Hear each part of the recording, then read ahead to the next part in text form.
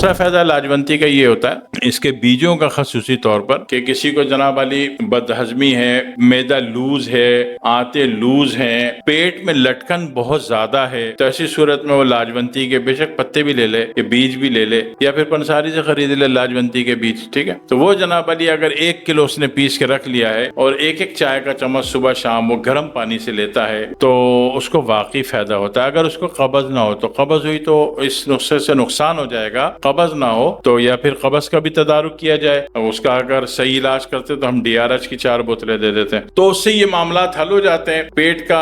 آنتوں کا، معدے کا لوز پن یہ ختم ہو جاتا ہے، اور بے شمار دفعہ میں نے تجربہ کر کے دیکھا، بالکل پکی بات ہے کہ بلکہ یوٹرس جو خواتین کا ہوتا ہے تو